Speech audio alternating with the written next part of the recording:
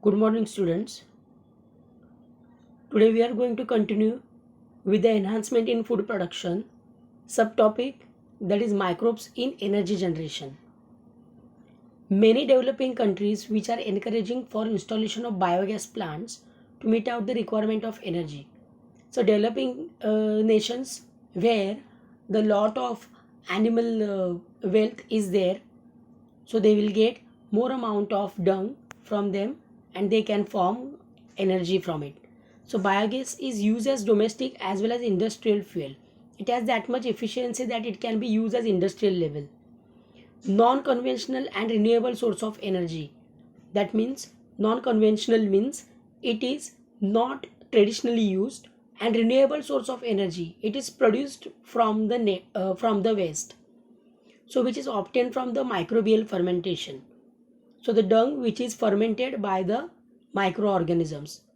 Biogas is a mixture of methane, that is CH4 50 to 60%, carbon dioxide 30 to 40%, hydrogen sulfide H2S 0 to 3%, and many other gases like carbon monoxide, nitrogen, hydrogen in traces, means in less amount. Biogas is highly inflammable and used as source of energy.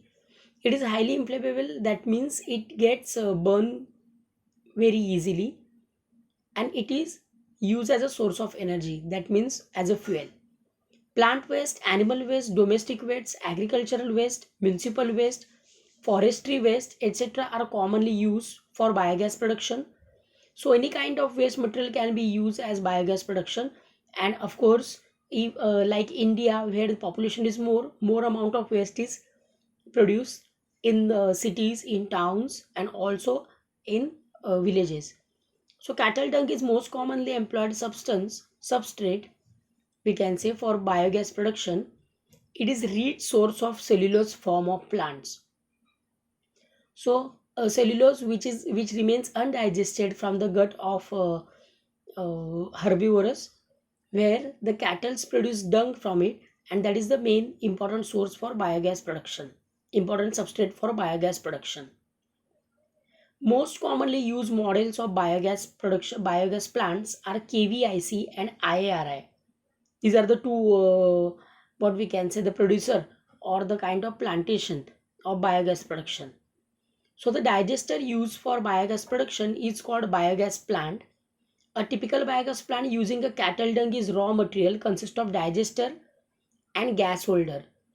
So normally for the cow dung, that is generally for biogas which is used, digester which is made up of concrete bricks and cement or steel. So digester which is the lower part. There is cylindrical gas holder or gas tank which is about above to it, about to digester, to collect the gases from there. So digester has a side opening, that is charge pit, and into which raw material, that is a cow dung, is fed. Digester is partially buried in the soil, which actually gives a kind of thermal, that means a kind of heat, that is thermal heat, to the digester, and also we can say which utilizes less area. Anaerobic digestion, which involves in three steps.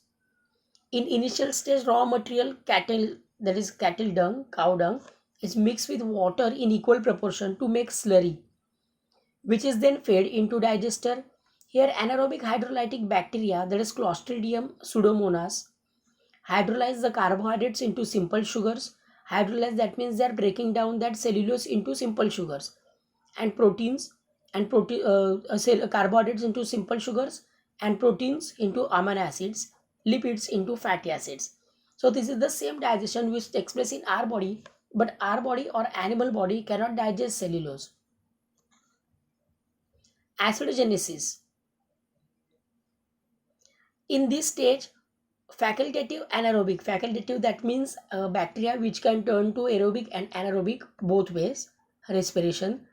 Acidogenic bacteria and obligate anaerobic organisms which convert simple organic material, where the obligate anaerobic organism, that means which are only perform anaerobic respiration and convert that simple organic material into acids like formic acid, acetic acid, hydrogen, and carbon dioxide. Methanogenesis, where the formation of methane takes place. This is the last stage of which anaerobic microorganisms, that is methanogen bacteria, like Methanobacterium, Methanococcus, convert acetate H2 and carbon dioxide into methane, carbon dioxide, and water, and some other products also. So the reaction which is given over here, 12 molecules of acetic acid gets converted into methane, 4 molecules of formic acid gets converted into methane, 3 molecules of carbon dioxide, 2 molecules of water, where the carbon dioxide and 4 molecules of hydrogen are combined again forms methane and water. Benefits of biogas: it is cheap, safe, renewable source of energy. It can be easily generated, stored, and transported. It can be used for domestic lighting, cooking, street lighting, as well as small scale industries. So it burns with a blue flame and without smoke, which is, we can say, environment friendly, and which is not spreading pollution, helps to improve sanitation of the surrounding. It actually utilizes the waste material any kind of, that's why it is sanitize the surrounding, that is area.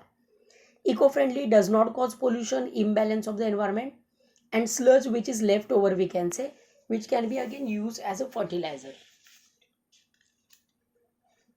Next part, that is role of microbes in biocontrol agents.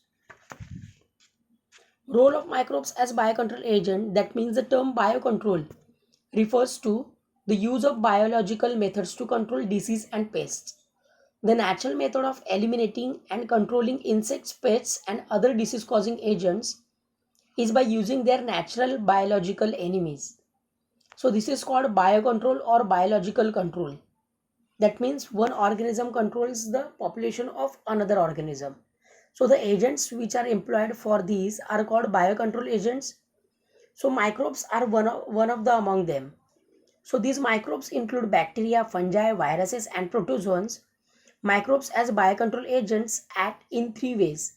Either they cause the disease to the pest, or compete, or kill them.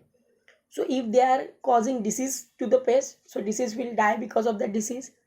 Maybe they compete, that means for food, for space, and or kill them. That directly digest it or directly kill it. Chemicals, insecticides, pesticides are extremely harmful to human beings, also pollute our environment. So, hence, the use of biocontrol measures will greatly reduce our dependence on toxic chemicals and pesticides. So, we need to reduce the use of these chemicals which are harmful to the environment. So, biocontrol is one of the best supportive for it. Examples of microbial biocontrol, that is Bacillus thuringiensis, that is BT, which actually used for butterfly, caterpillar, insect larvae. In the gut of the larvae, the toxin, that is cryprotein, is released, and the larvae gets killed eventually when this Bacillus thuringiensis enters in the gut system of the caterpillar of the butterfly or any other insect larvae. Trichoderma, which is soil-borne fungal plant pathogens. The fungus produces substances like verdin, glitoxin, and gluverin, etc. So, four groups of biocontrol agents are known. They are bacteria, fungi, viruses, and protozoans. Here are some names are given, like bacteria, Bacillus thuringiensis, Bacillus papillae, and Bacillus latimorbus, which actually host, means kills, use against caterpillars, cabbage worm, arrowed beetle.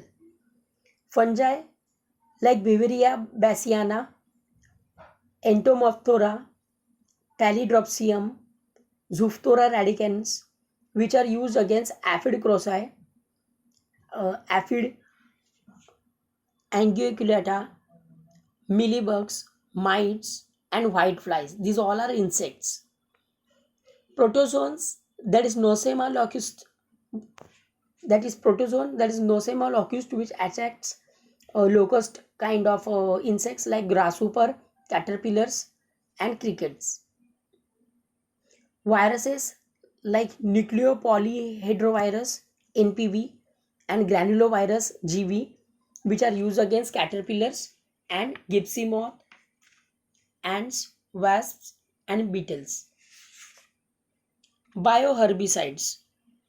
Weeds are the unwanted plants that grow in agricultural fields, ponds, or lakes, etc. So these weeds compete with the main crop in the farmland, or that is, we can say, the field, for competition for the water, for the space, for the minerals, for light, for air also. So they act as a collateral host for several pathogens. So microbes are also used as herbicides. Many dicot herbs that grow in the field of cereals as weeds can be killed by certain microbes. For example, microbial herbicides and their hosts, pathogenic fungi as mycoherbicides. Myco means fungi.